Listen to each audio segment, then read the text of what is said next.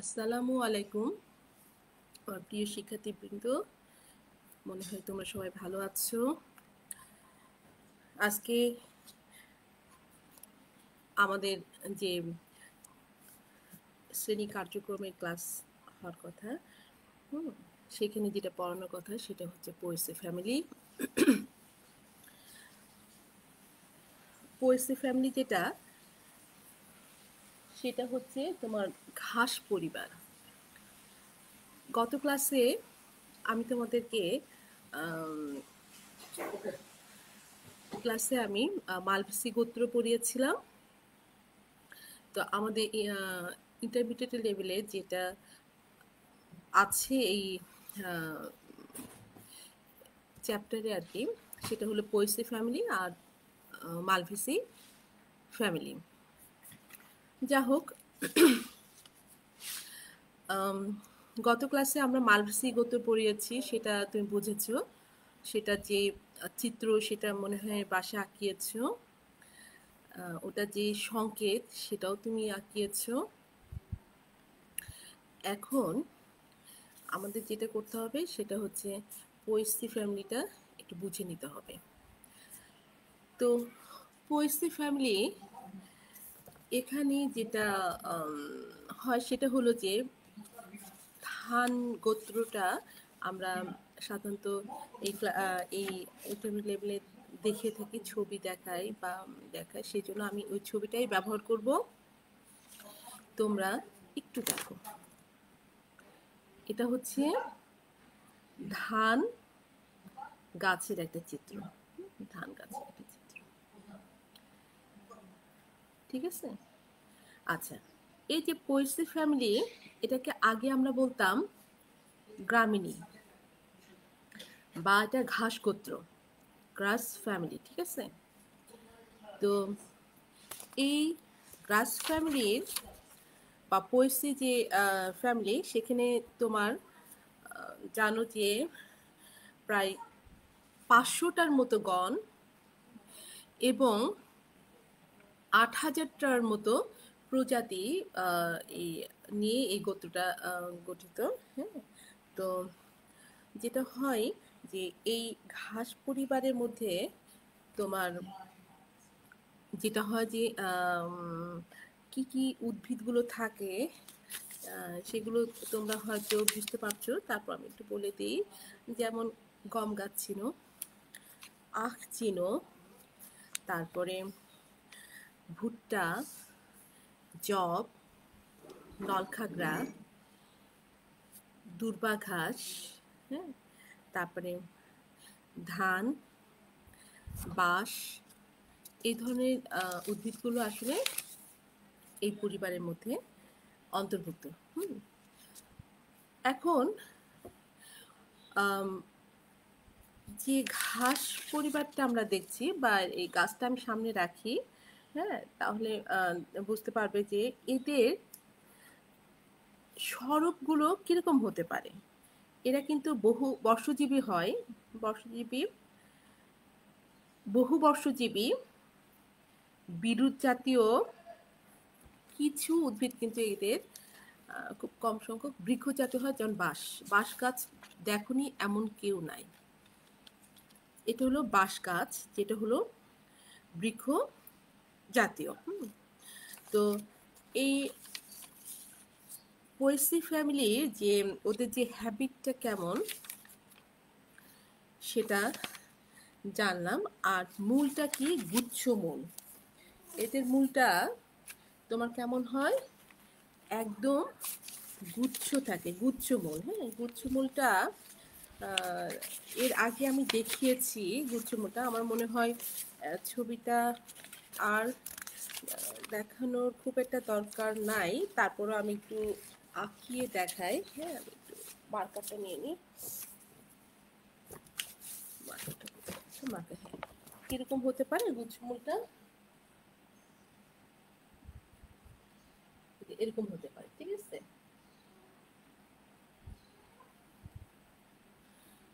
গুচ্ছমূল, হ্যাঁ, এটা কেমন? এই গুচ্ছ টাইপের মূলগুলো এরকম থাকে, ঠিক আছে?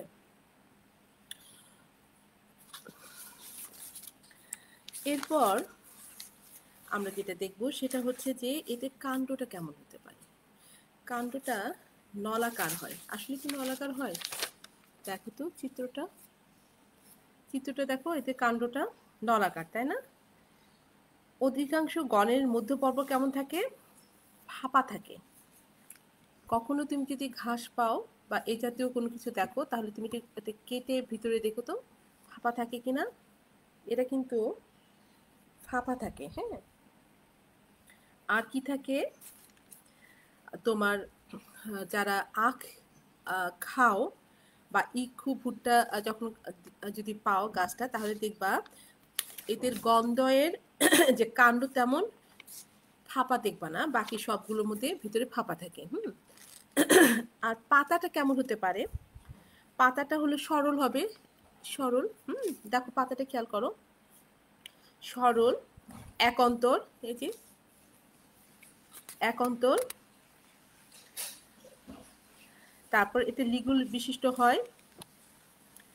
প্রতিটা পাতা সাধারণত তিনটা অংশ দেখা যাচ্ছে। গোড়াতে শীত থাকবে, লম্বা পত্রফলক থাকবে, আর লিগিউল থাকবে। আচ্ছা, এখন লিগিউলটা কি? এটা হচ্ছে লিফোশীতের মাথা এবং পত্রফলকের সংযোগস্থলে অবস্থিত একটা উপবৃদ্ধি। এখানে উপবৃদ্ধি তো ওরকম ভালো দেখা যাচ্ছে না। আমি আরেকটা ছবিতে দেখাই লিগুলটা, ছবিটা দেখাই আমি, ওটার মধ্যে লিগুলটা কেমন একটু খেয়াল করো। এখানে দেখতে পাবে এই যে লিগিউল, এই যে দেখো লিগুলটা দেখা যাচ্ছে। লিগিউল কোথায়? লিগুলটা এই যে, দেখেছো লিগিউল? তার লিগুল হলো লিফোশীতের মাথা এবং পত্রফলকের সংযোগস্থলে অবস্থিত একটা উপবৃদ্ধি, এই যে লিগিউল। তাহলে কি শিখলে? পাতাটা কেমন? সরল, এক অন্তর, সাধারণত দুই সারিতে বিন্যস্ত থাকে, লিগুল বিশিষ্ট। এই যে লিগুল দেখা যাচ্ছে, লিগুল বিশিষ্ট। ঠিক আছে, পাতাটা ভালো করে দেখো। প্রতিটা পাতা আবার তিনটা অংশ দেখা যাচ্ছে। গোড়াতে শীত, লম্বা পত্রফলক আর লিগিউল। ঠিক আছে, এটা হচ্ছে তোমার সম্পূর্ণভাবে পাতাটার যে বৈশিষ্ট্য সেটা হচ্ছে এরকম আর কি। আর এদের হলো পত্র বিন্যাসটা কেমন, পত্র যে বিন্যাস সেটা, এখানে একটা ফুলের ছবি আছে এবং এর কতটা অংশ আছে এই দুটা তুমি এই দুটো খেয়াল করো। আগে ফুলটা দেখো, দেখেছো ফুলটা স্পাইকলেট। একটি একটি হলো পুষ্পকে স্প্রাইকলেটের গোড়ায় দেখবা দুটা করে শূন্য গ্লুম থাকে। আমি এখানে আলাদা আলাদা করে দেখাচ্ছি, যে শূন্য গ্লুম দুটা দেখো, শূন্য গ্লুম। স্পাইকলেটের গোড়ায় কি দুইটা শূন্য গ্লুম, যাদেরকে আমরা কি বলতেছি এখানে শুকনা গ্লুম আর কি, এটা শূন্য গ্লুম বলছি। কারণ এদের কক্ষে কোনো পুষ্প থাকে না। হ্যাঁ, গাছটা দেখো। হ্যাঁ, ভালো করে খেয়াল করো। আমি আবার বলি, স্পাইকলেট, একটি স্পাইকলেটে কিন্তু এক বা একাধিক পুষ্প থাকতে পারে। একটা স্পাইকলেটে তোমার এক বা একাধিক পুষ্প থাকতে পারে, কিন্তু একটি এক পুষ্পক স্পাইকলেটের গোড়ায় দুটো শুকনো গ্লুম থাকে, যাদেরকে আমরা শূন্য গ্লুম বলি। শূন্য গ্লুমটা কোথায়? এখন তুমি এখানে খেয়াল করো, শূন্য গ্লুম, শূন্য গ্লুমটা কোথায় দেখো এবার এখানে খেয়াল করো। কারণ এদের কক্ষে কিন্তু কোনো পুষ্প থাকে না, এর উপরে আরো দুটো গ্লুম থাকবে। এই যে উপরে আছে ছবিগুলো দেখো, আগে ফুলেরটা দেখো,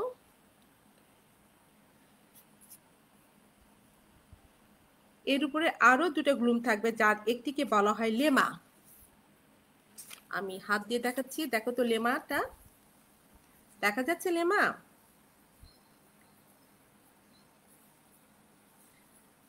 আর উপরেরটাকে বলা হবে, এই যে এটা কিন্তু লেমা। প্যালিয়া। প্যালিয়া কোনটা তাহলে? এই যে পাশে দেখো প্যালিয়া, এই যে হাত দিয়ে দেখাচ্ছি, প্যালিয়া। এই লেমাটাকে আবার কি করে, ব্র্যাক্ট বা মঞ্জুরিপত্রের নাম শুনেছো আগে? সে মঞ্জুরিপত্র আর প্যালিয়াকে ব্র্যাকটিউল, যেটাকে আমি উপমঞ্জুরিপত্র বলেছিলাম, সেই উপমঞ্জুরিপত্রের সাথে এদেরকে ফুলের যে মঞ্জুরি এবং উপমঞ্জুরিপত্র থাকে তাদের সাথে এটাকে তুলনা করা হয়ে থাকে। ঠিক আছে, তাহলে খেয়াল করো, আমার পয়েসি ফ্যামিলির একটা উদ্ভিদ যেটাকে আমরা বলছি অরেঞ্জ সাটিভা বা ধান গাছের যে ফুলটা আমরা পড়ছি, সেখানে তোমার এই পুষ্প বিন্যাসটা আমি আরেকবার বলি, তুমি একটু খেয়াল করো। এটা হলো স্পাইক, এটাকে বলছি স্পাইকলেট। একটি স্পাইকলেটে কি হয়, এক বা একাধিক পুষ্প থাকতে পারে। একটি এক পুষ্পক স্পাইকলেটের গোড়ায় তোমার দুটো শুকনো গ্লুম থাকে, যাদেরকে আমরা বলবো শূন্য গ্লুম। আমি ছবিতে দেখাচ্ছি এই শূন্য গ্লুমটা। এটা তো পুরা ফুল, সম্পূর্ণ ফুল। আর ফুলটাকে যদি আমি আলাদা আলাদা করে ফেলতে পারি ইয়ে দিয়ে, তোমার ফরসেপ দিয়ে, তখন তুমি কিরকম পেতে পারো সেটাই আমি তোমাকে আসলে বলছি। সেটা হচ্ছে শূন্য গ্লুম বলে। এতে কক্ষে কোনো পুষ্প থাকে না, উপরে আরো দুটো গ্লুম থাকে। প্রথমটিকে বলা হয় লেমা। লেমাটা আমি ওই যে উপরে, এটা প্যালিয়া আর এটা হলো লেমা। ঠিক আছে, লেমা ফুল দুটো থেকে। লেমার প্যালিয়াটা আমি বড় করে দেখাচ্ছি। দুটো শুকনো গ্লুম থাকে, যাদেরকে আমরা শূন্য গ্লুম বলছি। কেন বলছি এটা শূন্য গ্লুম? এদের কক্ষে কোনো ফুল থাকে না, উপরে আরো দুটো গ্লুম থাকে শূন্য গ্লুম উপরে। সেটা একটাকে বললাম লেমা, আর একটাকে বলছি প্যালিয়া। এই যে প্যালিয়া। লেমাকে কার সাথে আমি তুলনা করলাম? মঞ্জুরিপত্রের সাথে।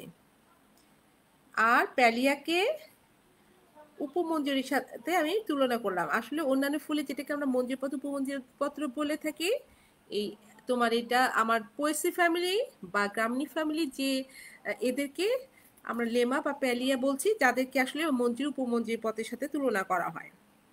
লেমার বিপরীতে প্যালিয়া অবস্থিত থাকে। হ্যাঁ, আচ্ছা, এখন প্যালিয়া সহ পুষ্পটা কি হয়, লেমার কক্ষে অবস্থান করে, আর ফুলটা কি হয়, প্যালিয়ার কক্ষে অবস্থান করবে। ঠিক আছে, এখন তুমি সম্পূর্ণ ফুলের দিকে তাকাও। এই দেখো প্যালিয়া, এই দেখো প্যালিয়া। হ্যাঁ, সম্পূর্ণ ফুলের দিকে তাকাও। এই যে প্যালিয়া। ঠিক আছে, আমি কি বললাম, প্যালিয়া সহ ফুলটি লেমার কক্ষে অবস্থান করে, আর ফুলটা প্যালিয়ার কক্ষে অবস্থান করে। তাহলে এখন তুমি এই ফুলের মঞ্জুরিপত্র উপমঞ্জুরিপত্র, আমি যখন পুষ্প প্রতীক আঁকানো শিখিয়েছিলাম তখন বলেছিলাম তো, ওটা সাধারণত সব ফুলের মধ্যেই আমরা ওভাবে দেখি, কিন্তু এই যে ধান গাছে আমরা পাচ্ছি কি কি, একটা প্যালিয়া পেলাম, লেমা পেলাম, এদের সাথে আমরা এখানে ওইভাবে মঞ্জুরিপত্র বা উপমঞ্জুরিপত্র পাবে না তুমি। ঠিক আছে, এখন ফুলটা দেখো, ফুলটা একটু দেখে। হ্যাঁ, ফুলটা ফুলটা ফুলটা দেখতে পাচ্ছ? এই গ্রামিনী গোত্রের ফুলকে আমরা সাধারণত পুষ্পিকা বলি। এই পুষ্পিকার উভলিঙ্গ হতে পারে, আবার একলিঙ্গও হতে পারে। যেমন ভুট্টা গাছের নাম তুমি শুনেছো, হয়তো ভুট্টা গাছ দেখোনি, যদি কখনো দেখো তাহলে দেখবে এটা একলিঙ্গ থাকে, কিন্তু অর্থাৎ স্ত্রী এবং পুরুষ ফুল সম্পূর্ণ আলাদা আলাদা গাছে থাকে। মানে স্ত্রী ফুল এবং পুরুষ ফুলটা সম্পূর্ণ আলাদা আলাদা গাছে থাকে।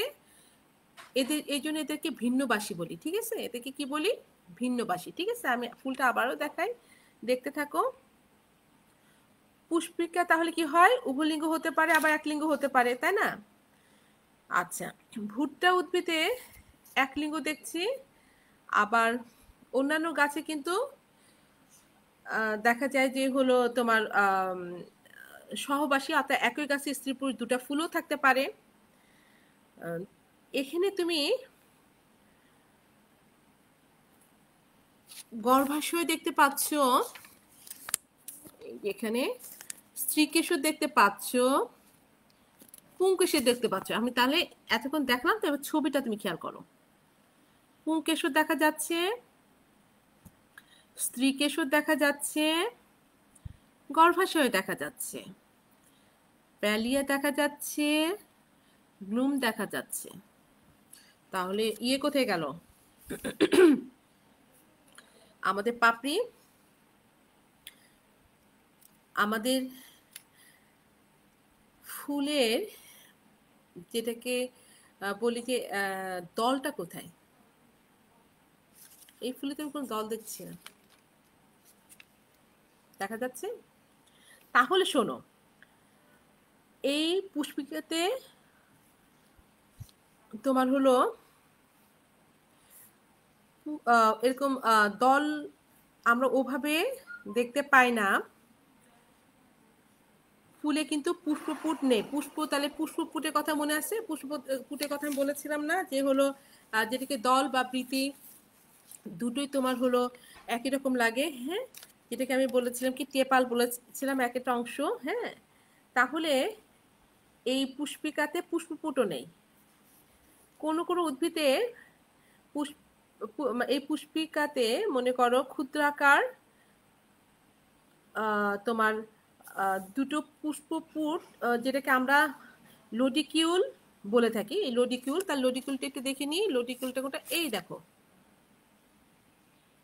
দেখি আমি হাত দিয়ে দিই। হ্যাঁ, এই যে লোডিকিউল দেখা যাচ্ছে, লোডিকিউল। তাহলে উদ্ভিদের পুষ্পিকাতে ক্ষুদ্রাকার দুটো পুষ্পপুট থাকে, যাদেরকে আমরা পুষ্পপুট আর বলছি না, কি বলছি? এটি লোডিকিউল বলছি। এই ক্ষুদ্র শল্কপত্রের মতো দেখতে এই পুষ্পপুটকে আমরা কি বললাম? আবারও বলি, লোডিকিউল। আচ্ছা, এরপরে চলে আসি যে আমার হাতের উপরে পুংকেশর, পুংস্তবক। পুংকেশর কিন্তু সাধারণত তিনটা, অথবা ধান গাছ যদি হয়, বাঁশ গাছ যদি হয়, সেখানে তুমি 6টা পুংকেশর 2 আবর্তে অবস্থান করতে দেখবা। পরাগধানীটা কেমন? পরাগধানীটা কেমন? রেখাকার, সর্বমুখ। কেন সর্বমুখ হয়? যদি চারদিকে না হয়, এতে তো বায়ুবাহিত পরাগণ ঘটে। পুং রেণুগুলো উঠতে উঠতে আসে, এসে মনে করো পড়ে, হ্যাঁ, এর উপরে পড়ে যায়।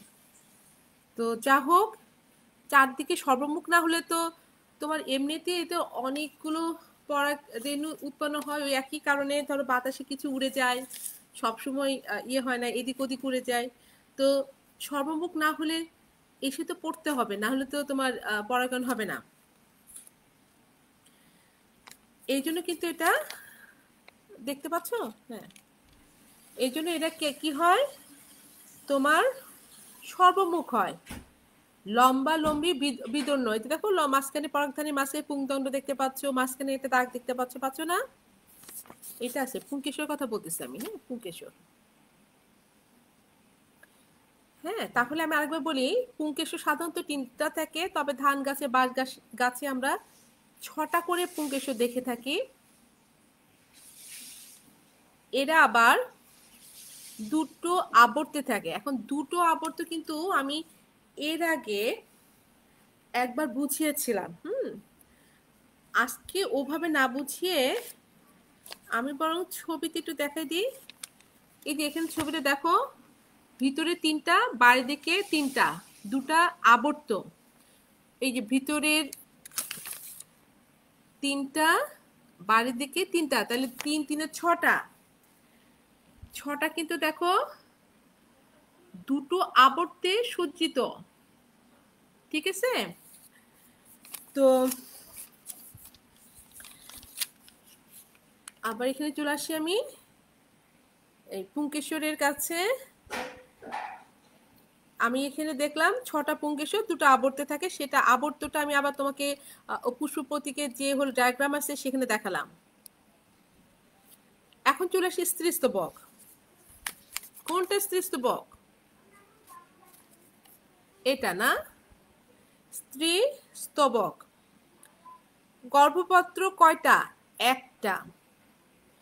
গর্ভাশয় কয়টা? একটা। এবং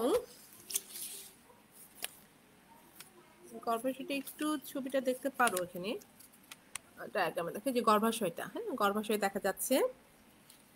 গর্ভপত্র একটা থাকে, গর্ভাশয় একটা থাকে, গর্ভদণ্ড একটা থাকে, গর্ভমুণ্ড দুটো থাকে। এবং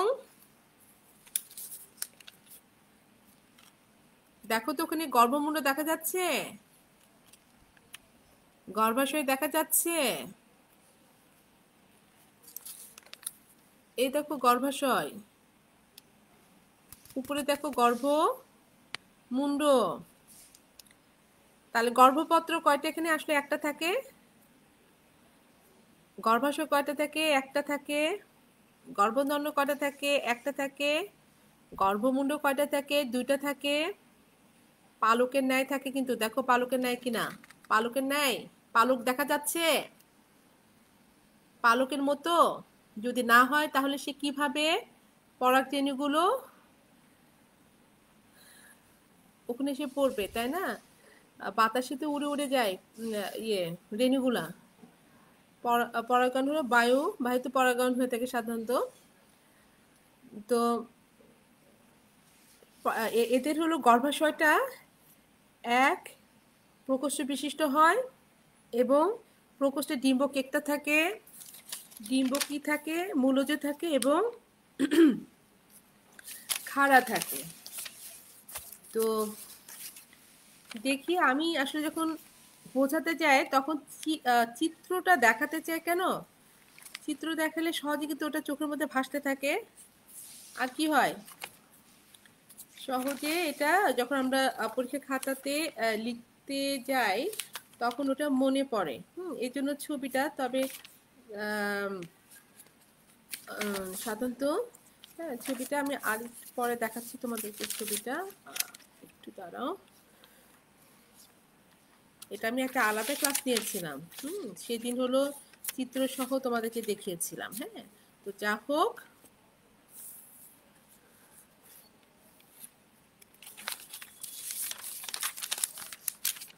আচ্ছা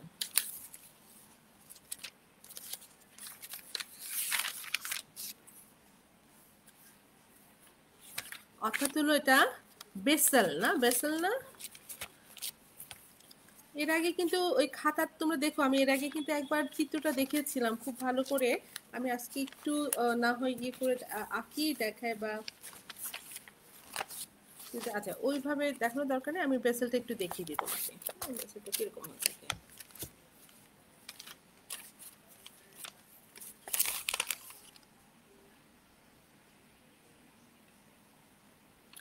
যেটাকে আমি মূলীয় বলছি, মূলীয়, তাই না? মূলীয় না?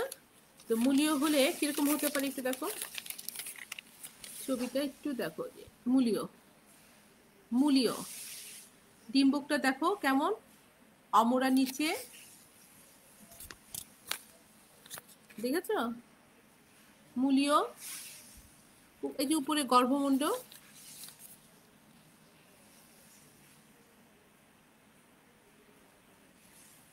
দেখতে পাচ্ছ মূলীয় গর্ভাশয়টা কেমন, অমরা, ডিম্বক, তাই না? আচ্ছা, ডিম্বক আর অমরা। আচ্ছা, একটু অপেক্ষা করো।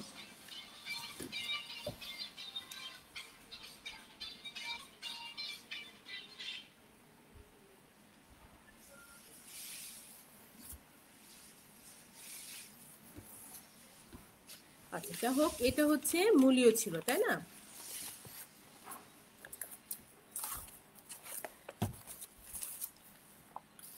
আচ্ছা, মূলীয় ছিল আলাদাভাবে। তুমি আবার এখানে চলে আসো, এই গর্ভাশয়ে। গর্ভাশয় এখানে দেখো, হ্যাঁ, এখানে যেটা দেখলাম, তাহলে অমরাবিন্যাসটা মূলীয়, অমরাবিন্যাসটা কিরকম যেটা আমরা দেখলাম সেটা মূলীয় দেখলাম, তাই না? আচ্ছা, এরপর তুমি ছবিটার গাছটা খেয়াল করে এরপর দেখি এদের ফলটা কি হয়, ক্যারিঅপসিস। এদের ফলটা এই যে দেখো ফলটা, হ্যাঁ, এটা কিরকম, ক্যারিঅপসিস। ফলটা কেমন, ক্যারিঅপসিস। তাহলে ক্যারিঅপসিসটা কি একটু জানা দরকার নাই?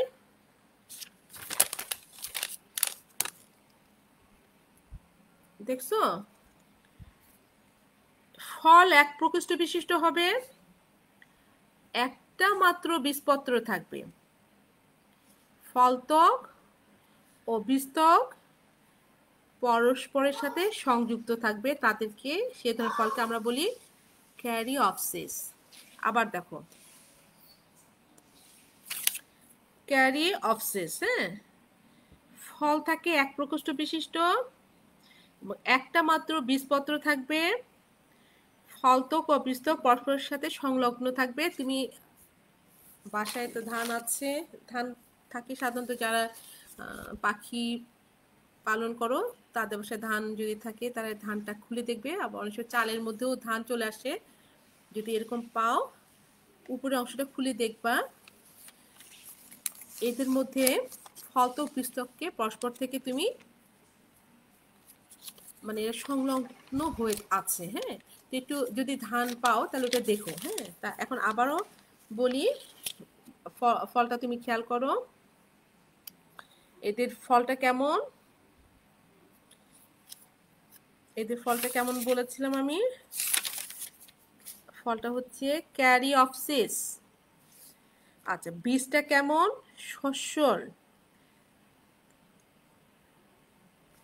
তারপরে ভ্রূণটা অতি ক্ষুদ্র, বীজের এক কোণে থাকে, হ্যাঁ, এক কোণে থাকে, বীজের এক কোণে থেকে, এখানে দেখা যাচ্ছে তো চাউলের নিচে থেকে দেখো, ঠিক আছে।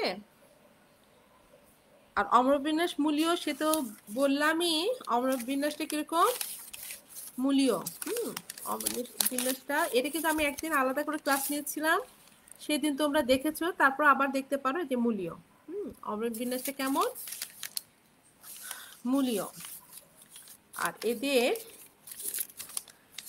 বীজটা কেমন, আবার দেখো খেয়াল করে, এদের বীজটা হচ্ছে সস্যল, সস্যল, ভ্রূণ হলো অতি ক্ষুদ্র, বীজের এক কোণায় অবস্থান করে। তাহলে আমি পড়ছি যে ফ্যামিলির অনেক তো উদ্ভিদ আছে, তাই না? সেই উদ্ভিদগুলোর মধ্যে নমুনা হিসাবে অরেঞ্জ সাটিকা বা ধান গাছের মানে ছবিগুলো দেখালাম, আর বর্ণনা যেটা করলাম সেটা হলো সমগ্র পয়েসি ফ্যামিলির একটা সাধারণ চিত্র।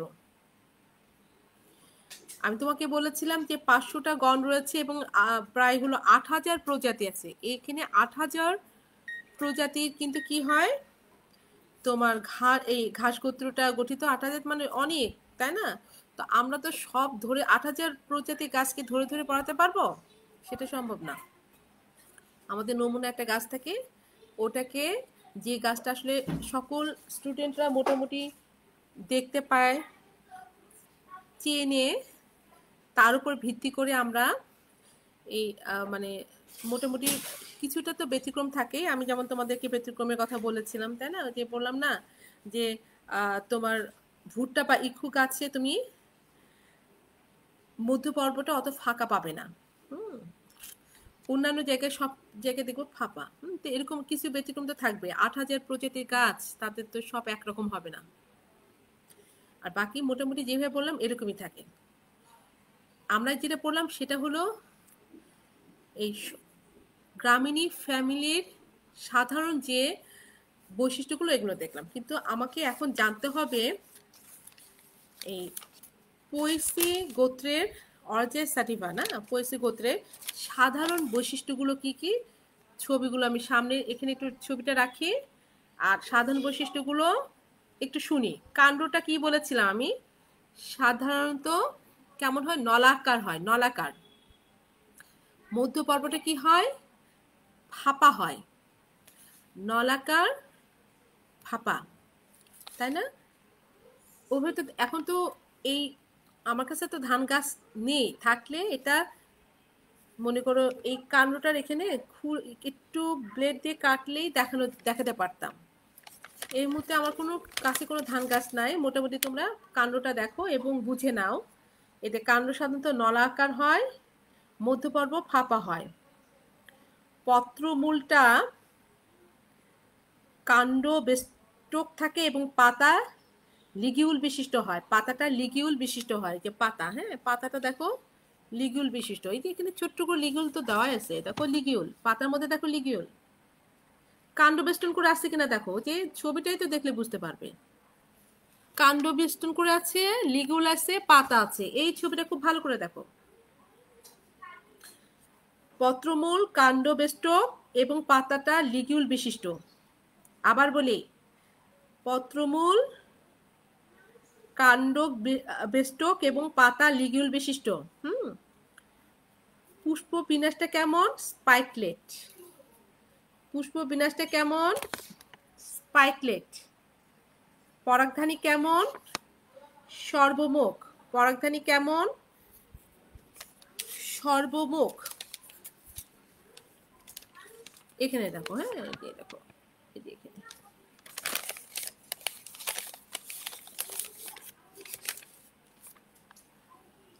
দেখেছ? এগুলো খেয়াল করো, তাহলে বুঝতে পারবে। পরাগধানী সর্বমুখ। গর্ভমুণ্ড কেমন? পালকের মতো। গর্ভমুণ্ড কেমন? এই যে আমি হাত দিয়ে দেখাচ্ছি, যে পালকের মতো। গর্ভাশয় কেমন? এক প্রকোষ্ঠ বিশিষ্ট। গর্ভাশয়টা কেমন? এক প্রকোষ্ঠ বিশিষ্ট। আমি এর আগে দেখিয়েছিলাম। অম্রবিন্যাসটা কেমন? মূলীয়। অম্রবিন্যাসটা কেমন? মূলীয়। হ্যাঁ, আমি এর আগে একটা ক্লাস নিয়েছিলাম, ওই ছবিগুলো কি বাসায় তোমরা আঁকিয়ে রাখুনি? যদি রেখে থাকো, ওদিন যে আমি বলেছিলাম যেভাবে, আমি একটা অম্র বিন্যাসের ক্লাস নিয়েছিলাম, একটা হচ্ছে আলাদাভাবে ক্লাস নিয়েছিলাম, তাহলে বুঝবে। আমি আপাতত শুধু একটু ছবিটা তাহলে এইভাবেই দেখাই, দেখতে পারলে তাকে।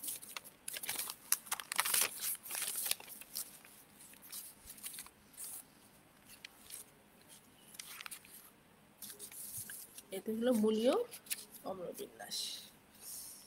আচ্ছা, ঠিক আছে। হ্যাঁ,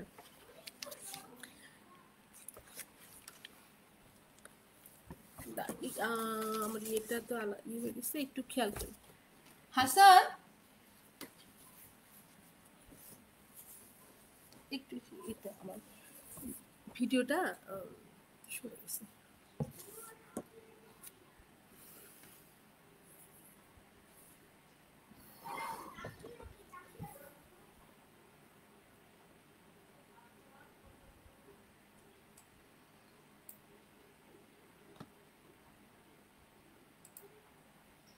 এই যে এসছে।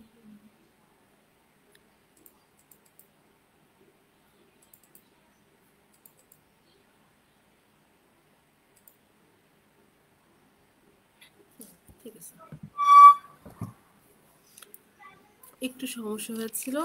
ঠিক আছে, আবার আমরা পড়াতে চলে আসি।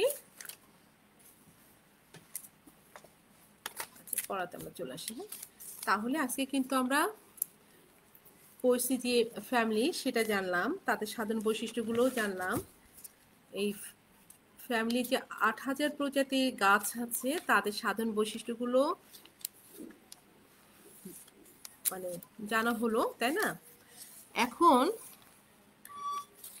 একটু যেটা আমাদেরকে জানতে হবে যে এই যে গাছ, এই ফ্যামিলি বা এই পরিবারের ৮,০০০ প্রজাতির গাছ আছে, সেই গাছগুলোর নিশ্চয়ই আমাদের অর্থনৈতিক গুরুত্ব আছে, তাই না?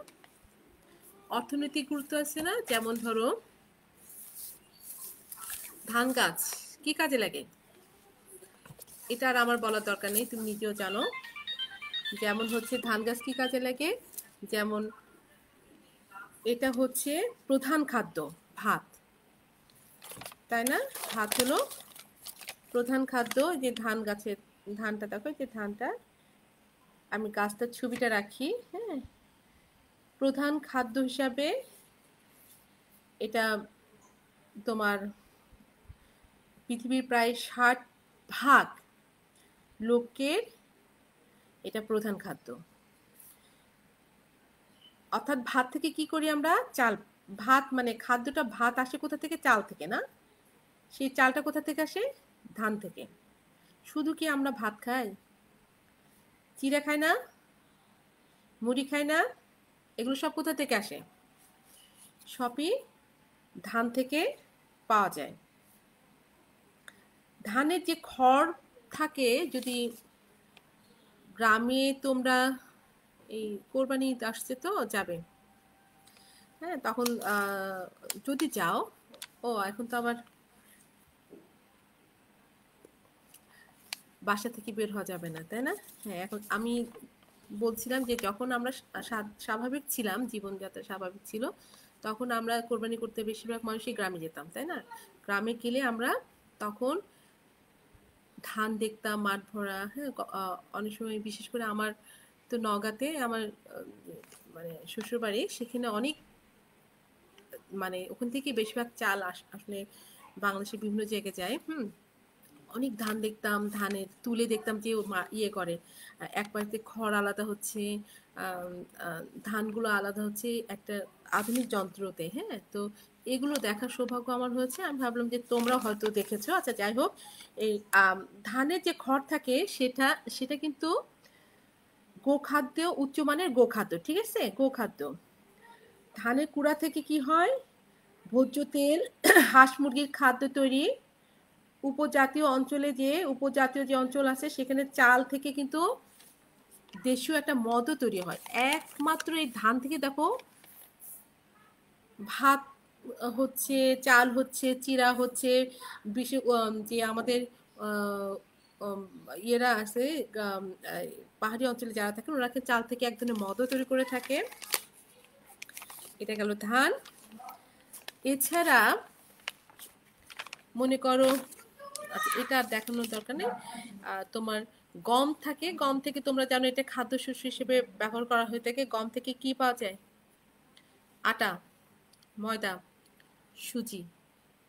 আটা, ময়দা, সুজি তৈরি হয়, তাই না, গম থেকে। এটা থেকে রুটি খাওয়া হয়, পরোটা খাওয়া হয়, বিস্কুট খাই, পাউরুটি খাই। তারপরে হচ্ছে গমের যে খড় থাকে সেটা জ্বালানি হিসেবেও ব্যবহৃত হয়। আর ভুট্টা হচ্ছে, ভুট্টা তোমরা হয়তো দেখেছো, এটা খাদ্যশস্য হিসেবে ব্যবহৃত হয়। পপকর্ন খাও, এটাও হলো ভুট্টা থেকে থেকে কর্ন অয়েল, ওটা কিন্তু ভুট্টা থেকে পাওয়া যায়। ভুট্টার যে কাণ্ড থাকে সেটা কিন্তু জ্বালানি হিসেবে ব্যবহার করা হয়ে থাকে। এছাড়া বাঁশের কথা তো তোমরা জানোই, বাঁশ থেকে কাগজ তৈরি হয়। কর্ণফুলী পেপার পেপার মিলে যদি কখনো যাও, তাহলে ওখানে দেখতে পারবে কিভাবে বাঁশগুলো মানে যে নদীতে ভেসে ভেসে আসে, ওখান থেকে বিভিন্ন পদ্ধতি পরে দেখা যায় ওটা কি হয়, তোমার ইয়ে কাগজ তৈরি হয়ে থাকে, হ্যাঁ। আচ্ছা, এছাড়াও তোমার লেমন ঘাস, ঝাড়ু ঘাস, দূর্বা ঘাস, নলখাগড়া, আখ, এগুলো সবই কিন্তু এই তোমার গ্রামীণ ফ্যামিলির মধ্যে। বাঁশ থেকে তো জেনেছো, লেমন ঘাস দিয়ে তোমরা জানো যে খাদ্য দ্রব্য তৈরি হয়। বাসায় যদি মা মজার মজার খাদ্য যখন তৈরি করে তখন কিন্তু লেমন ঘাস যেটা আমরা ঘাস বলে থাকি, লেমন ঘাস, এটা কিন্তু কিনে আনেন এবং এটা থেকে একটা সুন্দর গন্ধ পাওয়া যায়। ঝাড়ু ঘাস থেকে কিন্তু ঝাড়ু তৈরি হয়। বাসায় যে ঝাড়ুটা ব্যবহার হয় এটা ঝাড়ু ঘাস থেকে তৈরি হয়। দূর্বা ঘাস পাওয়া যায় না, এটা লনে না, এটা কি হয়, তুমি মাঠে ঘুরে বেড়াচ্ছ, খেলছো, হঠাৎ করে পড়ে গেলা, পড়ে যাওয়ার সাথে সাথে কি রক্ত বেরোচ্ছে, ওই মুহূর্তে তুমি ডাক্তার পাবে কোথায়? ওই মুহূর্তে তুমি ওষুধ পাবে কোথায়? বন্ধু কি বললো, এই ঘাসটা একটু একটু থেতলে নিয়ে একটু থুতু দিয়ে কি করো, ওকে লাগিয়ে দাও, তাই না? এতে কি হয়, রক্ত পড়াটা বন্ধ হয়ে যায়, ক্ষতটা কি হয়, নিরাময় হয়ে যায়। আর ঘাস তো পশু খাদ্য, পশুরা তো এটা খায় না, খাদ্য হিসেবে খায় না। আচ্ছা, নলখাগড়া যেটা আছে সেটাও মনে করো কাগজে বন্ড তৈরি করতে ব্যবহার করা হয়ে থাকে নলখাগড়া। যেটা ইক্ষু, ইক্ষু মানে আখ, তোমরা নিজেরাই জানো এটা থেকে চিনি পাওয়া যায়। তো চিনি যেটা পাই ওটা আখ থেকে আসে। গুড় যেটা আখের গুড়, আখের গুড় বোধে খাও তোমরা। আখের যে পরিত্যক্ত অংশ থাকে সেটা দিয়ে কি করি, জ্বালানি কাজে ব্যবহার করা হয়ে থাকে। এছাড়া তোমার হচ্ছে অ্যালকোহল, ভিনেগার, এগুলো তৈরিতেও ব্যবহার করা হয়ে থাকে, তাই না? আখের যে ছোবড়াটা আমরা পাই ওটা পার্টেক্সে কিন্তু ব্যবহার করা হয়ে থাকে। তো শুধু এই কয়েকটা গাছ না, এখানে অসংখ্য গাছ আছে। তোমরা বইয়েরটা ছাড়াও ইচ্ছে করলে অন্যান্য জায়গা থেকেও আরো গাছের অর্থনৈতিক গুরুত্ব তোমরা উল্লেখ করতে পারবে। কিন্তু বোর্ডে কিন্তু একটা প্রশ্ন আসে, সেটা হলো পয়সে গোত্রের গাছগুলোর অর্থনৈতিক গুরুত্ব তোমার আসে, অর্থনৈতিক গুরুত্ব, হ্যাঁ, পয়সে গোত্রের অর্থনৈতিক গুরুত্ব। যা হোক, এই পয়সে গোত্র দিয়ে আমার কিন্তু এই ফ্যামিলিটা শেষ হয়ে গেল। এই মালভূসিটাও পড়ানো শেষ, পয়সে গোত্রটাও পড়ানো শেষ। এখান থেকে তুমি সাধারণ বৈশিষ্ট্য, অর্থনৈতিক গুরুত্ব, পুষ্প সংকেত, তারপরে হচ্ছে পুষ্প প্রতীক, এগুলো সব ভালো করে পড়বে। এখান থেকে প্রশ্ন আসলে তুমি সহজে যদি প্রতীকটা আর হলো পুষ্প সংকেতটা, যেহেতু আমি আলাদা একটা ক্লাস নিয়েছি, এই দুটা পড়তে পারলে বাকিগুলো সবই সোজা, তুমি খুব সুন্দর করে লিখতে পারবে, ভালো নম্বর পাবে। তো যা হোক, আমি এখন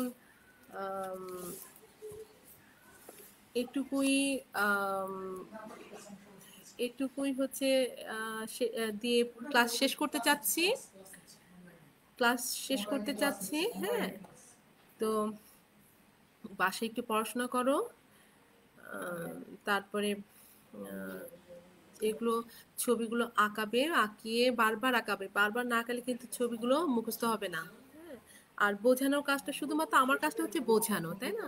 আর তোমার কাজটা হচ্ছে সেটা লিখে লিখে শেখা, সেটা ব্যাখ্যাগুলো শেখা। হ্যাঁ, আর অর্থনৈতিক গুরুত্ব যদি আসে, ও আরো একটা জিনিস আসে, সেটা হচ্ছে বৈজ্ঞানিক নাম। মালভূসি গোত্রের বৈজ্ঞানিক নাম এবং হলো পয়সি গোত্রের বৈজ্ঞানিক নাম, এগুলো খুব ভালো করে পড়বে। তো আজকে এই বলে শেষ করি, আবার পরের ক্লাসে আমাদের কথা হবে। আমার জন্য দোয়া করো, আমার পরিবারের জন্য দোয়া করো, আমি তোমাদের সবার জন্য দোয়া করি, আমরা সবাই যেন সুস্থ থাকি, ভালো থাকি।